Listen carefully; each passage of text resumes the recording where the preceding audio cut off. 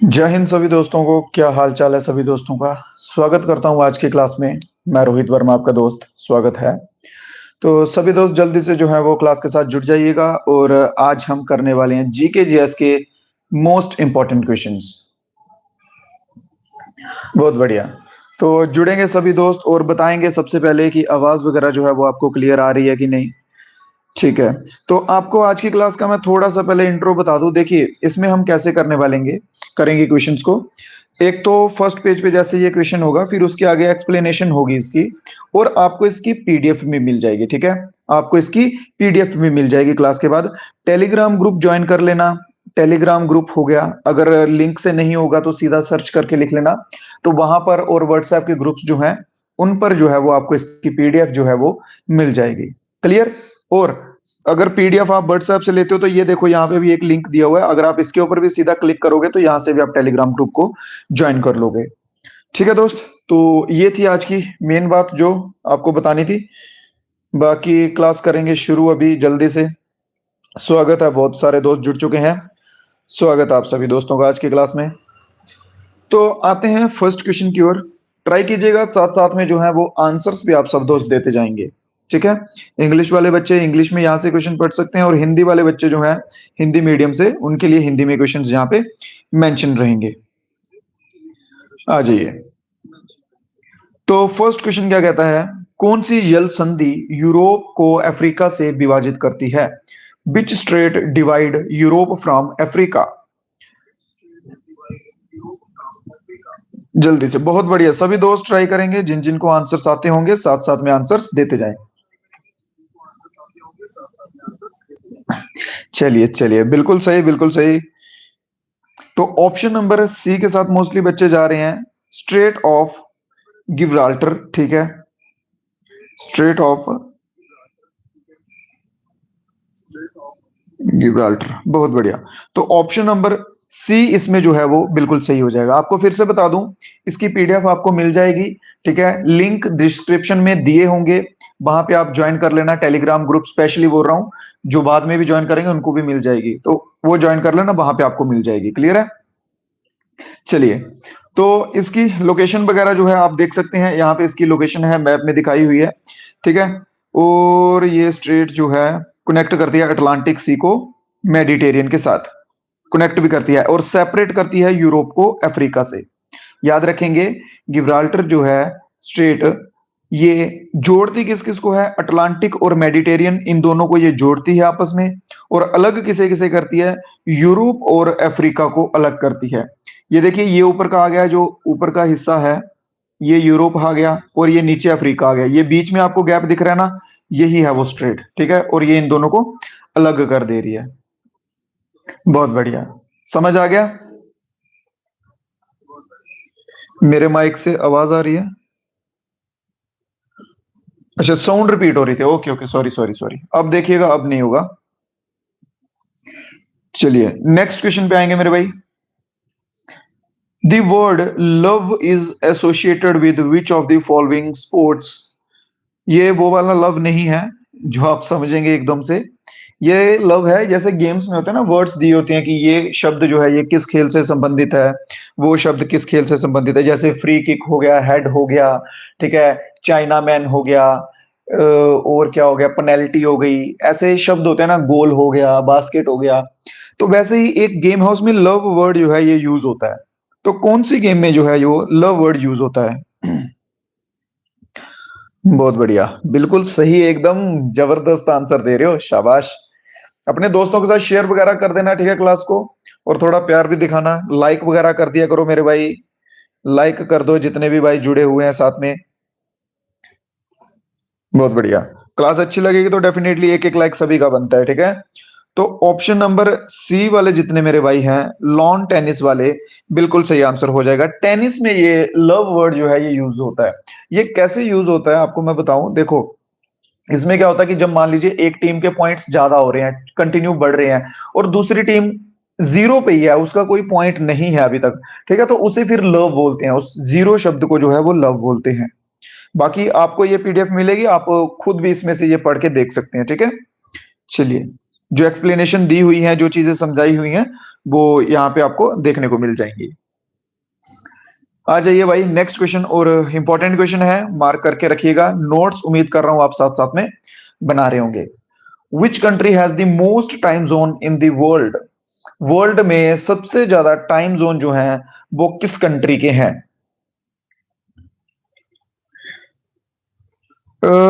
मेरे भाई एक मिनट, देखो आपको एक चीज बताता हूं।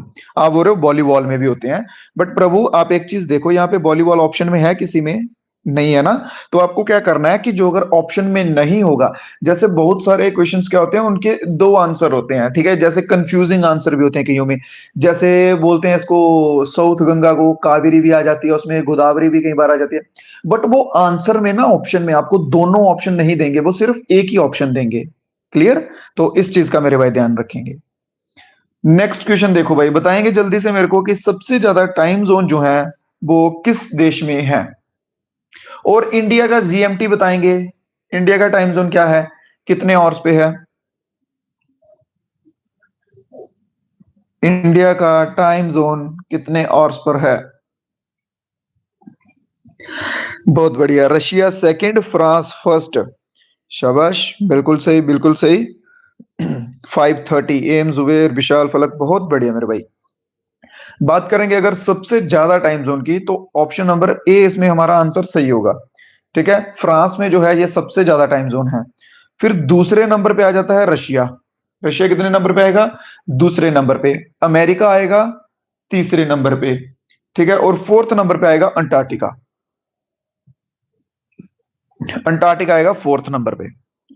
बहुत बढ़िया, बिल्कुल सही आंसर आ रहे हैं आप सभी दोस्तों के। इसी तरह से एक्यूरेसी के साथ आंसर बनाए रखना आपने, ठीक है। कमेंट में सभी दोस्त जो है वो ट्राई करो, आंसर्स जो है वो साथ साथ में देते जाएंगे। और इंडिया की बात करेंगे तो कितने आवर्स पे है? 5:30, 5:30 आवर्स का। चलिए आ जाएंगे आगे, बाकी इसमें ये एक्सप्लेनेशन दी है, राइट आंसर जो है वो फ्रांस हो जाएगा। Global legal social, France including oversee. Including overseas की अगर टेरिटरी मतलब समंदर की जो इसके क्षेत्र हैं, अगर उनको भी हम डालेंगे तो 13 हो जाएंगे। ऐसे कितने हैं? ऐसे इसके 12 टाइम जोन्स हैं। अगर सिर्फ फ्रांस पूछेंगे, मेंशन कर देंगे विदाउट ओवरसीज टेरिटरीज, जहां विदाउट सीज, तो आपके 12 हो जाएंगे। अगर ओवरसीज टेरिटरी मेंशन करेंगे तो 13 हो जाएंगे। क्लियर है? Okay okay, including some of the Pacific and Indian Ocean. ठीक, नेक्स्ट क्वेश्चन पे आएंगे मेरे भाई। The first marine national park of India is located in? पहली मेराइन नेशनल पार्क भारत की जो है वो कहां पर स्थित है? सुंदरबन में, चिल्का लेक में, निकोबार आइलैंड में, या फिर गल्फ ऑफ कच्छ में? Indian standard time 82 degree 30। बढ़िया बढ़िया मेरे भाई, बहुत बढ़िया, गजब की नॉलेज है, शाबाश। तो बताएंगे first marine national park India का कहां लोकेटेड है? बहुत बढ़िया मेरे भाई, बहुत बढ़िया। ऑप्शन नंबर डी के साथ बच्चे जा रहे हैं ज्यादातर। क्या ऑप्शन नंबर डी सही है आपका? श्योर हो? कॉन्फिडेंस है इतना कि बिल्कुल सही है? गल्फ ऑफ कच्छ, ठीक है। तो बहुत बढ़िया, गल्फ ऑफ कच्छ जो है इसका बिल्कुल सही आंसर हो जाएगा। ठीक है, ये पहली नेशनल मेराइन पार्क है भारत की, जिसमें कितने आइलैंड्स हैं? 42 आइलैंड है मेरे भाई। कितने हैं? 42 आइलैंड हैं। फ्लोरा और फोना, फ्लोरा फोना मालूम है, पेड़ पौधे और जीव जंतु, इनकी कौन कौन सी स्पीसीज वहां पे पाई जाती हैं? कोरल रीच, लीचन, लीची होती है जुक, जुक बोलते हैं ना जिसे, ठीक है, वो हो गई। सी स्लग हो गए, पेंटेड स्ट्रॉक, शेल्ड, ये ऑक्टोपस, ये सब चीजें जो है उसमें पाई जाती हैं गल्फ ऑफ कच्छ में। ठीक है, और अगला पॉइंट है कि the national park is the first marine wild life sanctuary and first marine national park. ये इंपॉर्टेंट है, ये फोर्थ वाला पॉइंट जो है ये इंपॉर्टेंट है, इसको ध्यान में रखेंगे कि ये पहली मेराइन वाइल्ड लाइफ सेंचुरी भी बनी है और पहली मेराइन नेशनल पार्क भी बनी है। ठीक है, हाँ, खून पीने वाली होती है ना वो, ऐसे गंदे पानी वगैरह में होती हैं, जहां जहां पे पानी बहुत टाइम से जमा हुआ होता है, लीचिंस बोलते हैं उन्हें, तो वो रहती हैं, अगर पाँव वहाँ डालोगे तो वहां चिपक जाती हैं वो। बहुत बढ़िया, ठीक है। ये दो पॉइंट मेरे भाई याद रखना, बाकी सब तो ठीक है। पहली मेराइन वाइल्ड लाइफ सेंचुरी और पहली मेराइन नेशनल पार्क इंडिया की गल्फ ऑफ कच्छ, ये याद रखिए। क्लियर? बढ़िया। और फ्रेगाइल इकोसिस्टम में आता है, ये बेसिक है। उम्मीद कर रहा हूँ क्वेश्चंस जो आपको समझाने की कोशिश कर रहा हूँ अच्छे से समझ आ रहे होंगे, अच्छे से समझ आ रहे होंगे। अगर किसी भाई को कोई डाउट बच जाएगा, कोई क्वेश्चन समझ नहीं आएगा, कोई भी टाइप की क्वेरी होगी तो कमेंट में लिख देना, आपके क्वेश्चन का आंसर आपको मिल जाएगा, ठीक है। बाकी हमारे साथ जुड़े रहने के लिए मेरे भाई आप क्या कर सकते हैं, डिस्क्रिप्शन में लिंक दिए होंगे, वो ज्वाइन करेंगे और पीडीएफ वगैरह भी आपको वहीं पे मिल जाएंगी। तो बात करते हैं सीआईएसएफ की, जो कि बहुत सारे बच्चों का सपना रहता है सीआईएसएफ। तो बताएंगे मेरे भाई कि सीआईएसएफ का जो मोटो है वो क्या है। सीआईएसएफ डे जो है ये तो मनाया जाता है 10th ऑफ मार्च को। अब आप लोग बताएंगे कि इसका मोटो क्या है। सीआईएसएफ का आदर्श वाक्य क्या है। Airport security, industrial security force होती है ये वैसी जगहों पे लगती है जहां तो बड़े बड़े इंडस्ट्रियल एरिया होंगे वहां पे लगेगी। और मोस्टली जो है ये एयरपोर्ट के नाम से जानी जाती है, क्योंकि मोस्टली एयरपोर्ट पे सीआईएसएफ होती है। तो इसका आंसर देंगे मेरे भाई जल्दी से। आंसर नहीं दिख रहा है मेरे को किसी बच्चे का, ऑप्शन नंबर बी आ रहे हैं। बहुत बढ़िया, क्या दो चार बच्चों को ये आंसर आता है इसका। तो protection and security is the right answer, ठीक है। प्रोटेक्शन और सिक्योरिटी, सुरक्षा और संरक्षण जो है इसका बिल्कुल सही आंसर हो जाएगा। Option number B is the right answer. Next question पे आएंगे। The correct answer is protection and, oh sorry ये तो उसी का आंसर हो गया, ये आगे उसकी एक्सप्लेनेशन दी हुई है, ठीक है। प्रोटेक्शन एंड सिक्योरिटी इसका सही आंसर है। इसकी फुल फॉर्म होती है सेंट्रल इंडस्ट्रियल सिक्योरिटी फोर्स। और ये एसएससी जीडी के थ्रू जो है ये फोर्स आपको मिलती है। एसएससी जीडी के थ्रू ये मिलती है। ये फोर्स बनी कब थी, तो ये बनी थी 10 मार्च 1999 को। 1999 को 10th ऑफ द मार्च ये फोर्स जो है वो बनी थी। आपसे एक एक क्वेश्चन का आंसर दीजिए मेरे को कि सबसे पुरानी फोर्स जो है वो कौन सी है। सबसे पुरानी फोर्स का नाम बताओ मेरे को। स्वागत है मेरे भाई रमनीक भाई क्लास में। चलिए, सबसे पुरानी फोर्स का नाम बताओ जल्दी से कि सबसे पुरानी फोर्स जो है वो कौन सी आती है। आर्मी है, पुलिस है, सीआईएसएफ, बीएसएफ, या फिर आईटीबीपी, एसएसबी, कौन सी।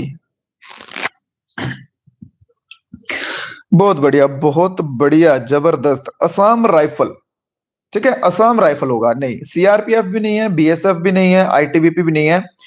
असम राइफल जो है, जो ऑफिशियली नेशनल फोर्स बनी थी इंडिया की सबसे पहले और सबसे पुरानी, वो थी कौन सी, असम राइफल। चलिए, करंट डायरेक्टर जनरल सीआईएसएफ के नीना सिंह जो है ये डायरेक्टर जनरल हो जाएंगे। बढ़िया, आ जाइए भाई नेक्स्ट क्वेश्चन पे। तहरी डैम मोस्ट इंपॉर्टेंट है। तहरी डैम के ऊपर मोस्टली क्वेश्चन जो है वो पूछे जाते हैं, स्टार मार्क करके लिखना है इस क्वेश्चन को। तो बताएंगे तहरी डैम ज्यादातर तो पूछते हैं कि कौन सी नदी पे है। तो नदी तो उन्होंने लिख दिया कि भाई भागीरथी पे है। अब इन्होंने पूछा है कि कौन सी स्टेट में बहता है। भागीरथी नदी पर बना तहरी बांध निम्नलिखित में से किस राज्य में स्थित है।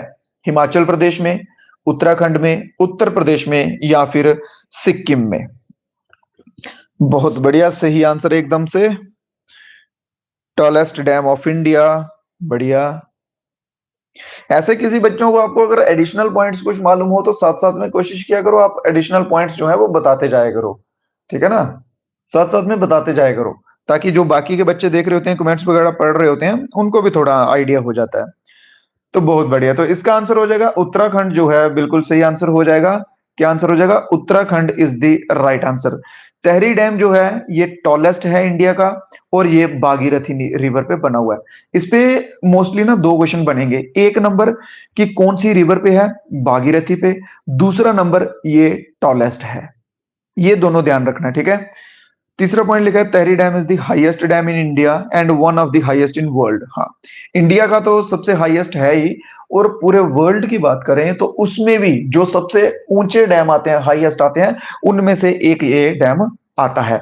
बाकी स्टेट कौन सा है, तो स्टेट आ जाएगा उत्तराखंड। उत्तराखंड के चीफ मिनिस्टर कौन है मेरे भाई, 2024 के अकॉर्डिंग उत्तराखंड के चीफ मिनिस्टर। आंसर देंगे जल्दी से, उत्तराखंड के chief minister.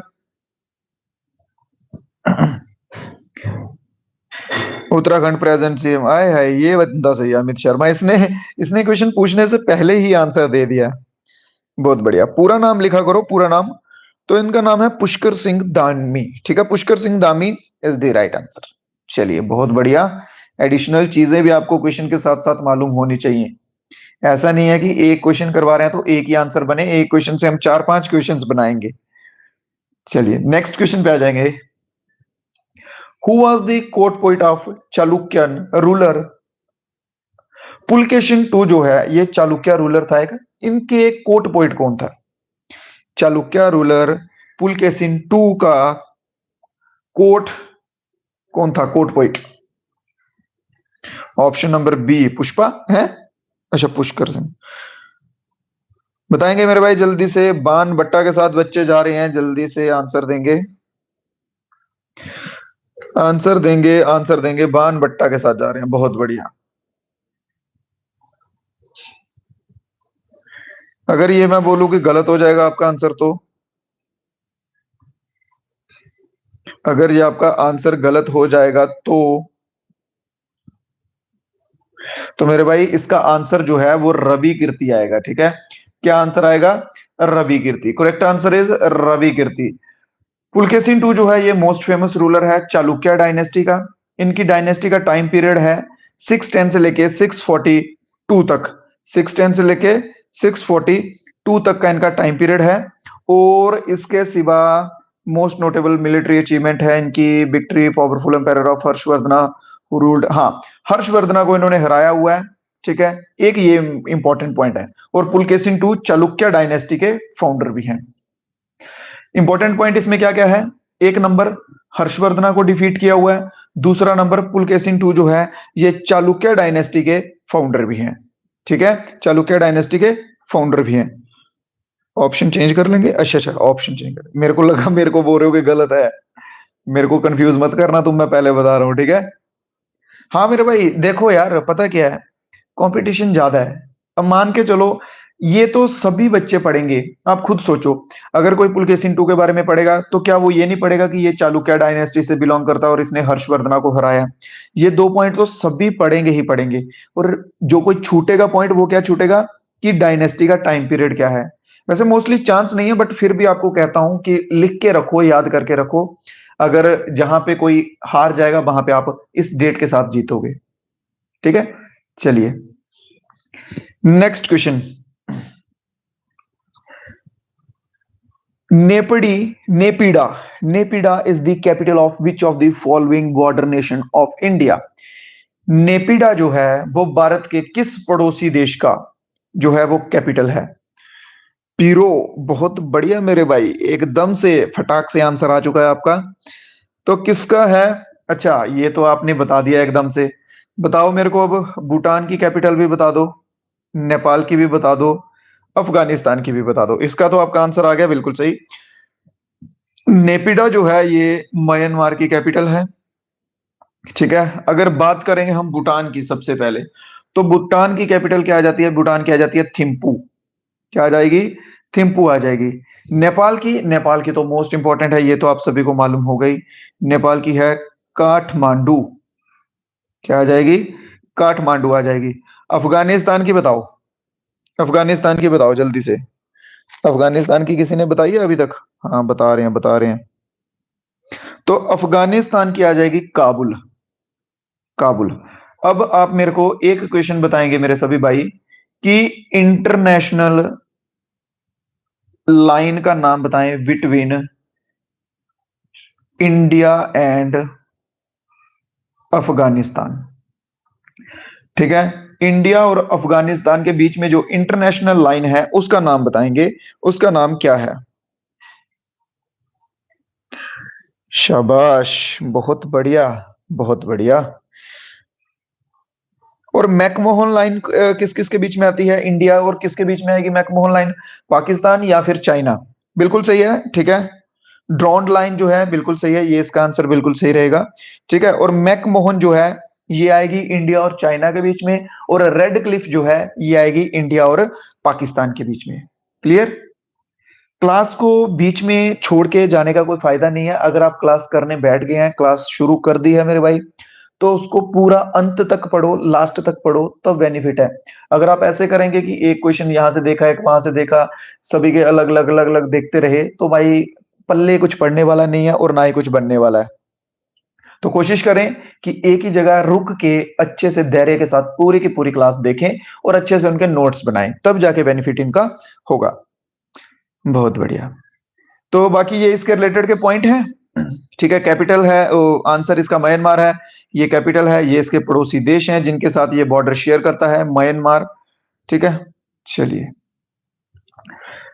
Who won the women Premier League title in 2024? हाँ भाई, वीमेन प्रीमियर लीग में 2024 का टाइटल जो है वो किसने जीता है? इंडियन इंडियन भी लिख लीजिएगा, आगे आईपीएल लिखिएगा। आईपीएल वीमेन्स के जो होते हैं ना, फीमेल के आईपीएल जो टीम। बहुत बढ़िया, इसका आंसर तो मैं बोल रहा हूं सभी का आना चाहिए और सही आना चाहिए। RCB, royal Challengers Bengaluru is the right answer. ठीक है, आरसीबी में जो विराट कोहली की टीम है वो तो फिलहाल कुछ कर नहीं पाए अभी तक, तो उनका नहीं पहुंच पाए, उनकी लक कह लीजिए या कुछ भी कह लीजिए, बट फीमेल ने इस बार करके दिखा दिया, आरसीबी का नाम टॉप पे लाए हैं। चलो, इसके साथ ही मेरे को वो बताओ, मेल्स में कौन जीता है? आरसीबी तो इसका आंसर हो जाएगा सही। ठीक है, कि इस बार आईपीएल जो फीमेल का है वो आरसीबी ने जीता है। हुआ कहां था? अरुण जेटली स्टेडियम, न्यू दिल्ली में हुआ था। स्मृति मंदाना जो है वो कैपिटल थे, ओ कैपिटल बोल रही हूँ, कैप्टन थे, कैप्टन। स्मृति मंदाना जो है वो कैप्टन थे आरसीबी के। ये दो तीन पॉइंट याद रखना। और मेल्स में जो है, मेल्स में किसने जीता था आईपीएल? केकेआर ने जीता था। बहुत बढ़िया, केकेआर। ठीक है, केकेआर ने जीता था। और हराया किसको था? हराया किसको था? किसके साथ था? रनर अप कौन आया था? किसने किससे हराया था? सनराइजर्स हैदराबाद। ठीक है, एसआरएच, सनराइजर्स हैदराबाद को केकेआर ने हराया था। और केकेआर जो है इस बार बॉयज का आईपीएल में विजेता रहा था। शाबाश। मुझे लग रहा है क्रिकेट सभी दोस्त देखते हैं, क्रिकेट में तो एकदम जबरदस्त आंसर आए हैं सभी के। चलिए, बढ़िया। आ जाओ भाई। इंडो पाक वॉर हुआ था, इंडिया और पाकिस्तान का जब युद्ध हुआ था 1965 का। ठीक है, 1965 का इंडो पाक जब वॉर हुआ था, उस टाइम पे प्राइम मिनिस्टर कौन थे इंडिया के? इंडो पाक के वॉर के टाइम इंडिया के प्राइम मिनिस्टर जो हैं वो कौन थे? जवाहरलाल नेहरू, इंदिरा गांधी, लाल बहादुर शास्त्री या फिर राजीव गांधी? इनके टाइम पीरियड जो है वो आपको पता होने चाहिए लगभग लगभग, कि कब से कब तक रहे हैं। बहुत बढ़िया, बहुत बढ़िया, एकदम सही आंसर आ रहा है यार, गजब। बहुत बढ़िया। तो देखिए, लाल बहादुर शास्त्री जो है बिल्कुल सही आंसर हो जाएगा। ठीक है, लाल बहादुर शास्त्री 1965 के टाइम पीरियड पे जो है वो पीएम थे। इसके सिवा बात करेंगे अगर जवाहरलाल नेहरू की, इसके साथ तो बच्चा कोई जाना नहीं चाहिए। जो बच्चे ए आंसर दे रहे हैं, मेरी बात सुनो। जवाहरलाल नेहरू बने थे सबसे पहले प्राइम मिनिस्टर, तो 1947 में बने थे। ठीक है, 1947 में बने थे। तो लगभग लगभग आप कह सकते हैं कि 17-18 साल का वो उनका टर्म था। ठीक है, तो तब तक तो ये नहीं आया था, तो ये रहे 64 तक, 1964 तक रहे। फिर इनके बाद जो है बने थे लाल बहादुर शास्त्री दूसरे नंबर पे। लाल बहादुर शास्त्री आए थे 65 के टाइम पीरियड पे। इंदिरा गांधी पे अगर कोई बच्चा कंफ्यूज होगा तो इंदिरा गांधी का आपको ब्लू स्टार ऑपरेशन याद होगा। ब्लू स्टार ऑपरेशन याद है ना? हाँ, 1984 में हुआ था ब्लू स्टार ऑपरेशन। तो इंदिरा गांधी भी आप कह सकते हो कि नहीं होगा। राजीव गांधी जो है, राजीव गांधी, ठीक है, ये बने थे इंदिरा गांधी के बाद। तो इनका 1984 से लेके कुछ लगभग लगभग 89 के बीच का टाइम पीरियड था। और राजीव गांधी के ऊपर एक इंपॉर्टेंट क्वेश्चन बनता है। राजीव गांधी के ऊपर इन्होंने एक संस्था, एक ऑर्गेनाइजेशन शुरू की थी, एनवीएस, नवोदय विद्यालय समिति। नवोदय विद्यालय समिति जो है वो राजीव गांधी के द्वारा स्टार्ट की गई एक संस्था है। ठीक है, और इसका याद रखेंगे सभी दोस्त। बढ़िया, नवोदय विद्यालय समिति। ठीक है, तो आंसर क्या हो जाएगा? लाल बहादुर शास्त्री जो है इसका सही आंसर हो जाएगा। बाकी इनके रिलेटेड सेकंड नंबर के प्राइम मिनिस्टर थे लाल बहादुर शास्त्री इंडिया के। इनका टाइम पीरियड है 64 से 66 का। लाल बहादुर शास्त्री जी का एक फेमस स्लोगन है, जय जवान जय किसान। ये आप सभी ने डेफिनेटली सुना ही होगा, जय जवान जय किसान का एक नारा है। तो वो क्या है, किसका है? लाल बहादुर शास्त्री का है। और इन्हें भारत रत्न अवार्ड से सम्मानित किया गया था 1966 में।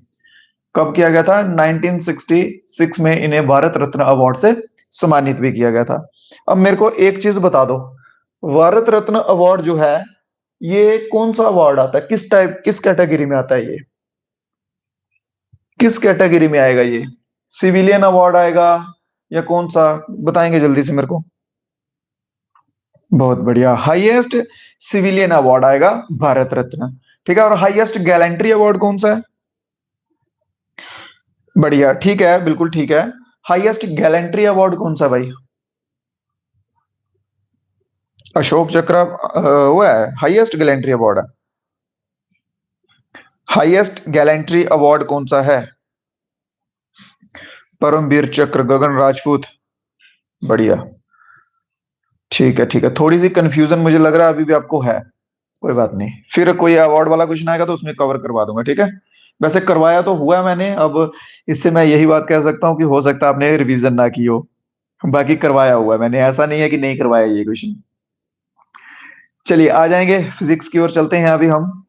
तो बताएंगे कि 1 हॉर्स पावर जो है वो कितने वॉट्स के बराबर होती है? 1 हॉर्स पावर कितने वॉट्स के बराबर होती है? पद्म विभूषण, पद्म विभूषण नहीं आएगा, ये सिविलियन में आएगा, ये सेकंड में आएगा। भारत रत्न, पद्म विभूषण, पद्म भूषण, पद्मश्री, ठीक है, ये इनका सीक्वेंस है। तो ऑप्शन नंबर बी, बहुत बढ़िया। 746 वाट की पावर जो है 1 हॉर्स पावर में काउंट होती है। कितने में? 1 हॉर्स पावर में काउंट होती है। ये रहा इसका बिल्कुल सही आंसर। अब बात करेंगे इसके फॉर्मूला की, तो power is equals to work done upon time. Work upon time, power क्या, पावर का फॉर्मूला क्या होता है? वर्क अपॉन टाइम, ये फॉर्मूला होता है। वॉट की यूनिट क्या होती है? जूल पर सेकेंड। और पावर को डोनेट कैसे करते हैं? एचपी के साथ डोनेट करते हैं। बाकी इसका इसका इंपॉर्टेंट नहीं है, ये छोड़ सकते हो आप, ठीक है। चलिए नेक्स्ट क्वेश्चन। बाकी जिन जिन भाइयों को इस क्लास की पीडीएफ चाहिए होगी, टेलीग्राम का लिंक दिया होगा डिस्क्रिप्शन में मेरे भाई, वो सभी ज्वाइन कर लेना, वहां पे आपको जो है इसकी पीडीएफ मिल जाएगी। और कई, अगर कोई को पेड पीडीएफ चाहिए होगी प्रैक्टिस के लिए, प्रैक्टिस पेपर वगैरह चाहिए होंगे, जहां बुक्स वगैरह चाहिए होंगे, मटेरियल चाहिए होगा, तो हमारे नंबर पे जो है वो मैसेज कर लेना, वहां पे आपको मिल जाएंगे, ठीक है। ये हमारा नंबर है, इस पे मैसेज करके लिख देना पेड मटेरियल या फिर पेड पीडीएफ, तो आपको हम वो भी देंगे। आ जाएंगे भाई 5 ईयर प्लान्स के ऊपर। ये क्वेश्चन तो पिछली बार हद की थी इन्होंने, पिछले एग्जाम्स में लगातार जबरदस्त तरीके से पूछे गए थे। तो उन्होंने पूछा कि ब्लू रेवोल्यूशन जो हुआ था वो कौन से 5 ईयर प्लान में था? ब्लू रेवोल्यूशन, बहुत बढ़िया, बिल्कुल सही आंसर आ रहे हैं सभी के। चलिए अब एक बार पहले लाइक कर दें सभी बच्चे वीडियो को, क्योंकि मैं वो सोचता हूँ कि बीच में ना बोलूं, क्लास डिस्टर्ब नहीं करनी चाहिए, बट आप करते नहीं हो यार ऐसे। 50 लाइक पहुंचाओ जल्दी से, 50, 60 बच्चे देख रहे हैं, 50 बोल रहा हूँ, तभी भी 10 बच्चों से मैं उम्मीद नहीं कर रहा हूँ, मुझे पता बीच में ऐसे होंगे ही होंगे जो नहीं करेंगे, फिर भी मैं 50 का बोल रहा हूँ, 50 तक पहुंचाओ, देन आगे क्वेश्चन करते हैं। 50 लाइक टच करो जल्दी से, बढ़िया बढ़िया। जितने बच्चे देख रहे हो उतने से कम ही बोल रहा हूँ, ऐसा नहीं है कि 50 देख रहे हो और 100 बोल रहा हूँ, मैं आते ही लाइक कर देता हूँ। अच्छी बात है, गंदी आदत नहीं है ये, अच्छी बात है यार, इसमें गलत वाला क्या है? करना चाहिए, अगर सामने वाला बंदा आपके लिए एफर्ट्स ले रहा है, सामने वाला बंदा आपके लिए मेहनत कर रहा है, तो अगर आप उसमें एक लाइक कर देंगे तो आपका कुछ नहीं जाएगा इसमें ना, कुछ भी नहीं, लिटरली कुछ नहीं जाएगा, क्या ही कम होगा आपका। चलो 1-2 लाइक कम है अभी, जल्दी से 1-2 लाइक कम है, करो करो करो। अगर तुम्हारे लिए मैं अच्छे से अच्छा कंटेंट बना रहा हूँ, अच्छे से एक्सप्लेनेशन दे रहा हूँ, तो इतना तो तुम्हें भी करना चाहिए ना मेरे भाई।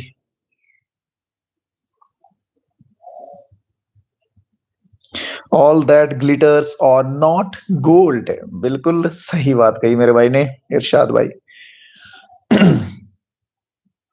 चलिए जिन्होंने नहीं किए हैं जल्दी से कर दें, ताकि फिर हम अपने जो है, सर आप वहां टारगेट रखें 50 देखकर 100, नहीं यार इतने की मैं उम्मीद ही नहीं करता हूँ, जो सही बात है।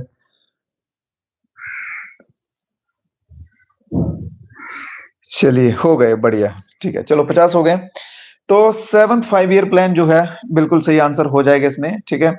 7th 5 ईयर प्लान में ब्लू रेवोल्यूशन या फिर नील क्रांति जिसे कहा जाता है वो हुआ था। इसका टाइम पीरियड याद रख लेना, 7th का टाइम पीरियड याद रख लेना। 7th का क्या, मैं तो बोलता हूँ सभी का टाइम पीरियड आपको याद होना चाहिए। 5-5 साल का ये टाइम पीरियड है और ये कुछ इंपॉर्टेंट टॉपिक है, इसको ना मैं आपको सेपरेट से एक 5 ईयर प्लान पे वीडियो लाऊंगा, उसमें सारे के सारे करवाऊंगा। टोटल कितने हुए हैं? टोटल 12 5 ईयर प्लान हुए हैं। टोटल 12 5 ईयर प्लान हुए हैं, इतना याद रखें फिलहाल के लिए। बाकी आपको ये टाइम के साथ करवा दूंगा। और ये डिटेल्स हैं थोड़ी बहुत ही, ये फिशरीज के रिलेटेड था। ये ब्लू रेवोल्यूशन आती है, ये फिश वगैरह पानी के रिलेटेड के जो चीजें होती है उनमें। चलिए आगे आएंगे अगले क्वेश्चन पे। Which instrument made in Miraj and received geographical indication tag? GI tag होते हैं, हर एक स्टेट के ना अलग अलग चीजों को जीआई टैग मिलते हैं। जीआई टैग मतलब कि जो वहां के ज्योग्राफिकल एरिया की अच्छी चीज होगी, जहां वो चीज कहीं और नहीं मिलती होगी। जैसे हमारे जम्मू कश्मीर में जीआई टैग हो सकता है केसर पे, एप्पल्स पे, ठीक है। इस तरह से जो जो जहाँ की फेमस चीजें होती हैं, जहाँ रेयर मिलती हैं, जहाँ सिर्फ वहीं पे मिलती हैं, तो उनके ऊपर जो है वो जीआई टैग लगते हैं, उनको जीआई टैग से घोषित किया जाता है। तो बताएंगे कि मिराज में जो है जीआई टैग किस किस को मिला है? सितार और तानपुरा, बहुत बढ़िया मेरे भाई, बहुत बढ़िया गगन, बहुत बढ़िया। तो option number B is the right answer, ठीक है। सितार और tanpura is the right answer. इन दोनों को मिराज में जीआई टैग का दर्जा दिया है।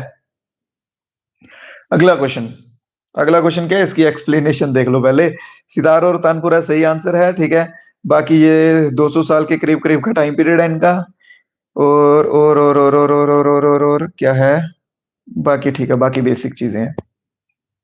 Next, who was appointed the Lokpal chairperson in India February 2024? Lokpal chairperson जो है फरवरी 2024 में भारत के कौन बने हैं? भारत के लोकपाल अध्यक्ष के रूप में किसे नियुक्त किया गया है? कौन से नंबर के जस्टिस हैं भाई, बताएंगे? ऋतुराज हैं, संजय यादव हैं, पिंकाई चंद्रा हैं, या फिर एएम खानविलकर हैं?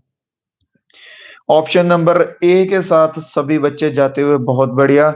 सभी से उम्मीद करूंगा कि सब के सब बच्चे जो है वो आंसर देंगे। बढ़िया, पिरो, एक बच्चा है पिरो, बस एक का आंसर सही आया अभी तक, सिर्फ पिरो का आंसर सही आया। देखो मेरे भाई, ये अपडेटेड है थोड़ा सा, देखो मेंशन किया हुआ है डेट, ठीक है। तो option number D is the right answer. Option number D बिल्कुल सही होगा। जितने भी बच्चे ऑप्शन नंबर ए के साथ गए हैं, आपका मोए मोए हो चुका है मेरे भाई। ऑप्शन नंबर ए इसका आंसर नहीं होगा, ठीक है। ऑप्शन नंबर डी जो है इसका आंसर हो जाएगा। ये जो है ये फॉर्मर जज रहे हैं सुप्रीम कोर्ट के जुलाई 2022 तक।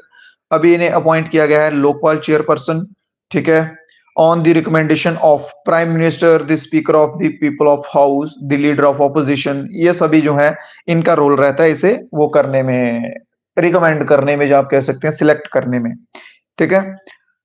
हाँ, तो अगर पूछ लेना कि सुप्रीम कोर्ट के जज कब थे, तो 2022 तक मेंशन कीजिएगा। जुलाई 2022 के बाद ये वहां से रिटायर हो चुके हैं। अगला क्वेश्चन है मेरे भाई, हाँ हाँ हाँ, बहुत बढ़िया, ये क्वेश्चंस का तो इंतजार था। अब बताएंगे, इंडिका एक बुक है जो कि एक टाइप का अकाउंट कह सकते हैं आप, जैसे वो था ना क्या करवाई थी वो, कल्हान की कौन सी बुक थी, राजतरंगिणी, ठीक है ना, वैसे ही इंडिका भी है। इसमें मौर्यन टाइम पीरियड का सब चीजें इसमें मेंशन है। जैसे राजतरंगिणी में सब कुछ मेंशन था, जम्मू कश्मीर की हिस्ट्री वगैरह, ये वो फलाना ढिमकाना। वैसे ही इंडिका में जो है इसमें मौर्यन टाइम पीरियड का मेंशन है। तो बताएंगे कि इसका लेखक कौन है, इसको किसने बनाया है, किसने लिखा है?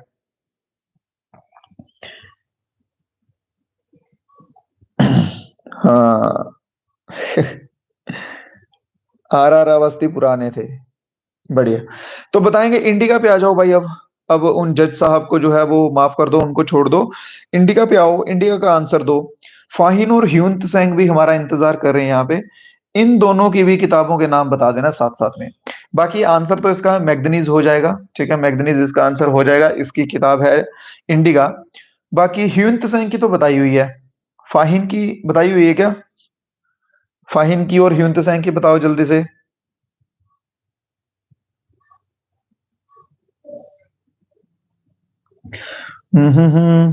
सी यू की, सी यू की आ गई, ह्युनत्सेंग की। अब फाहिन की बताएंगे जल्दी से। फाहिन की मैंने क्या बताई थी? फो क्यो की, फो क्यो की। ठीक है, ये फाहिन की थी। नाम थोड़े उल्टे पुल्टे हैं इनके, ठीक है, पर क्या करना है भाई, एग्जामिनर क्वेश्चन पूछते हैं इनके ऊपर, तो आंसर तो हमें देना ही होगा।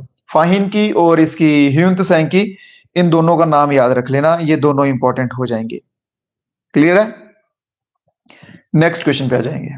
आगे ये इनके रिलेटेड थोड़ी सी डिटेल्स दी हुई हैं। 5 साल का रिकॉर्ड रखा था इन्होंने, लगभग लगभग चंद्रगुप्त के टाइम पे आए थे। Capital, military, town, security, Indian society, ये सब चीजें जो हैं इनका खाता इन्होंने लिख के रखा हुआ था।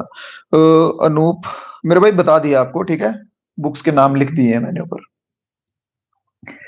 नेक्स्ट क्वेश्चन पे आएंगे। Next question, in which year did India first participate in Olympic games? Bharat में पहली बार ओलंपिक खेलों में भारत ने किस बार पार्टिसिपेट किया था?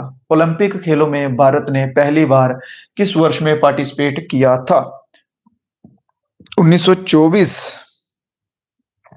Option number D. चलिए बताएं बताएं, आप आंसर बताएं। 1923, 1900, 1900, ऑप्शन नंबर ए। बहुत बढ़िया, जबरदस्त कॉन्फिडेंस है। ऑप्शन नंबर ए वाले जो हैं बिल्कुल सही आंसर हो जाएगा। 1900 या 19th में कह सकते हैं आप, 1900 में भारत ने जो है फर्स्ट टाइम पार्टिसिपेट किया था ओलंपिक्स में। ओलंपिक्स के वो एक गॉड मेंशन करते हैं ओलंपिक्स में, ठीक है, और कंट्री मेंशन करते हैं, वो कौन सी है जहां से इसकी स्टार्टिंग हुई थी, आप कह सकते हैं ओलंपिक्स की।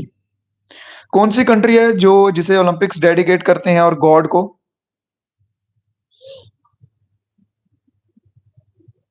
बहुत बढ़िया, शाबाश, दो ही बच्चों को पता है क्या? Greek is the right answer, Greece god. बहुत बढ़िया, ठीक है, गुड। एडिशनल पॉइंट्स भी साथ साथ में पता होने चाहिए यार, ऐसा मैं हमेशा चाहता हूं कि कोई ऐसा पॉइंट छूटे ना कि जिसमें से एग्जामिनर क्वेश्चन पूछ ले आपको, स्पेशली जो पढ़े हुए हैं। जो तो नहीं पढ़े होंगे तो उनका तो क्या ही कर सकेंगे, बट जो पढ़े हुए क्वेश्चंस होंगे, ऐसा नहीं होना चाहिए एग्जाम के टाइम पे कि यार ये तो पढ़ा था बट सर ने ये वाला पॉइंट छोड़ दिया था, ये नहीं बताया था और यही आंसर आ रहा है इसमें क्वेश्चन में। तो मैं ट्राई करता हूँ वैसा कुछ ना हो, ठीक है। चलिए, तो फर्स्ट मॉडर्न ओलंपिक्स जो है वो 1896 में हुए थे। कहाँ पे? एथेंस में, ग्रीक में हुए थे, ठीक है। First Indian centre team, first India first centre team, हाँ, टीम वाला जो था, टीम 1920 में भेजी गई थी। सिंगल टीम वाले होते हैं ना, जैसे हॉकी का हो गया या फिर डबल बैडमिंटन का हो गया, टीम मतलब एकजुट, टीम वाले 1920। और सिंगल की, ठीक है, सिंगल की बात करेंगे तो 1900 में आ जाएगा। Clear? Governing body of Olympics, बढ़िया। नेक्स्ट पे आ जाएंगे। इद्रिस मेरे भाई बहुत बहुत शुक्रिया मेरे भाई फॉर 20 रुपीज। ये ऐसा ना, ये गेमर्स जो होते हैं ना, गेम गूम करते हैं, उनको बच्चे देते हैं सुपर चैट, और मुझे लग रहा है कि फर्स्ट टाइम किसी बच्चे ने सुपर चैट दी है ऐसे करके। बहुत बहुत शुक्रिया मेरे भाई इद्रिस भाई, बहुत बहुत शुक्रिया। चलिए मैं स्क्रीनशॉट ले लेता हूँ, याद रखूंगा ना किसी बच्चे ने ऐसा किया था। बढ़िया, चलिए नेक्स्ट क्वेश्चन है, which Indian state is the largest bauxite producing state? Bharat का कौन सा राज्य सबसे बड़ा बॉक्साइट उत्पादक राज्य है? भारत का कौन सा राज्य सबसे बड़ा, बॉक्साइट जो है ये सबसे ज्यादा कहां पाया जाता है? बॉक्साइट, बॉक्साइट सबसे ज्यादा कहां पाया जाता है? बताएंगे मेरे भाई, कहां पर पाया जाएगा बॉक्साइट? बॉक्साइट के साथ साथ मेरे को कोल की फॉर्म्स भी याद आ रही हैं, कोल की फॉर्म्स बताएंगे, कोल की फॉर्म भी। प्यार प्यार से सर, बहुत बहुत शुक्रिया मेरे भाई, बहुत बहुत शुक्रिया। झारखंड, झारखंड बता रहे हैं, पीट। हम्म, चलिए बॉक्साइट की बात करेंगे तो बॉक्साइट जो है वो सबसे ज्यादा कहाँ पाया जाता है, जो कि इस क्वेश्चन में पूछा है, वो पाया जाता है ओडिशा में। ठीक है, कहाँ पाया जाता है? ओडिशा में पाया जाता है। एक एक ना डांस ऐड हुआ है क्लासिकल डांस में, वो भी ओडिशा का ही है। पहले क्या था कि पहले सिर्फ केरला के दो क्लासिकल डांस थे, मोहिनी अट्टम और कथकली, बट अभी क्या है, अभी केरला इसके ओडिशा के भी दो हो चुके हैं।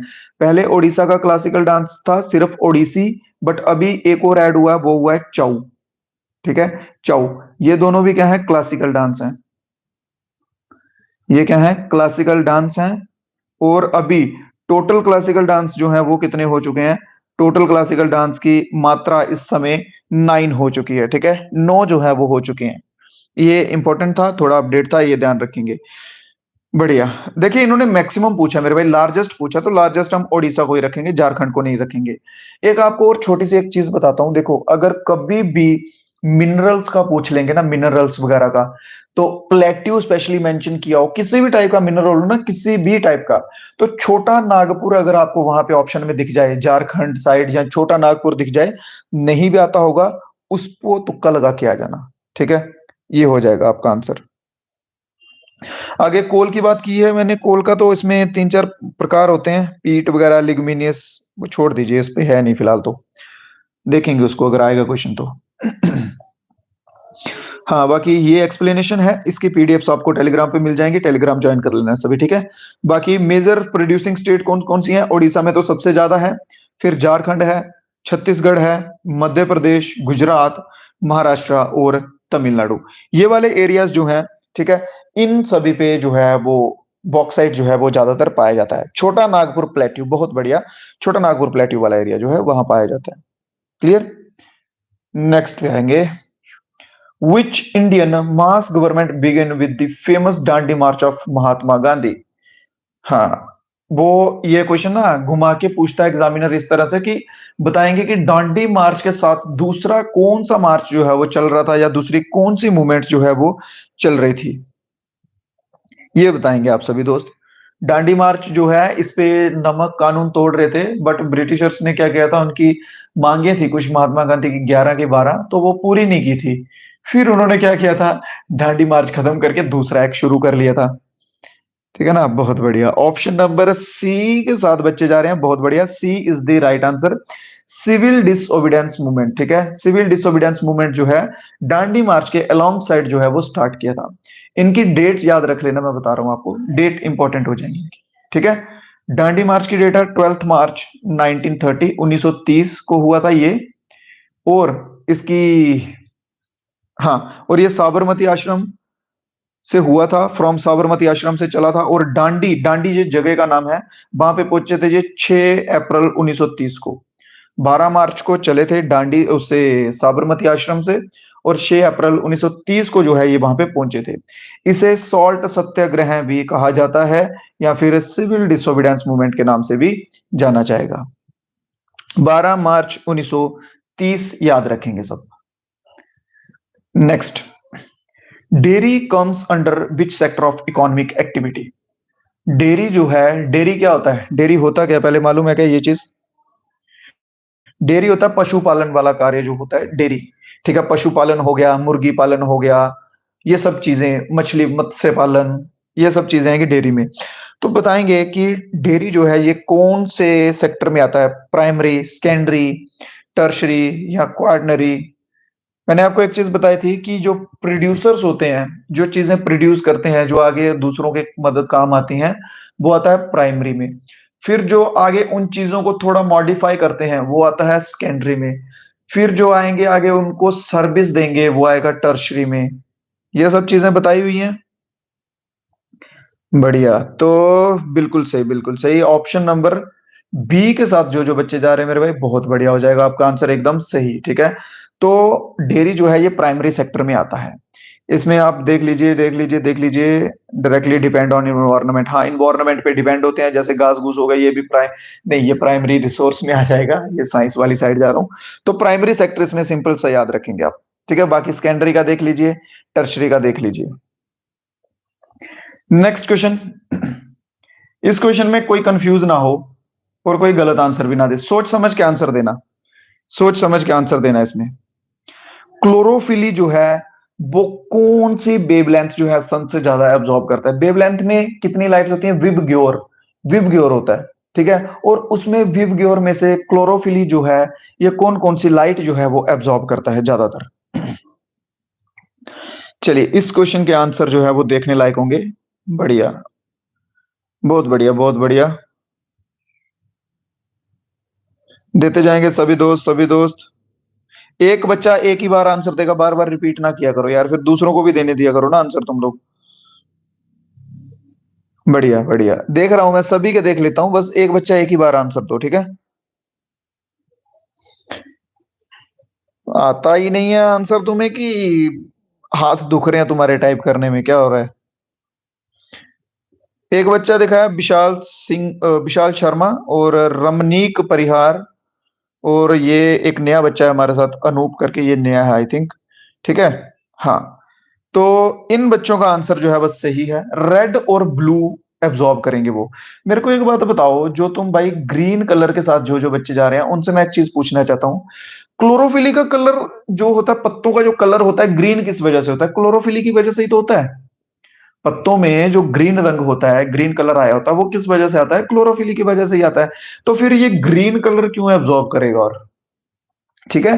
तो वेवलेंथ जो सन की आएंगी, सन की लाइट्स आएंगी, रेज आएंगी, उनमें ये रेड और ब्लू कलर, ये दो कलर जो हैं, इन दोनों कलर्स को एब्जॉर्ब करेगा। क्लियर? क्या आंसर हो जाएगा? ऑप्शन नंबर कौन सा? ऑप्शन तो अभी गायब हो गया।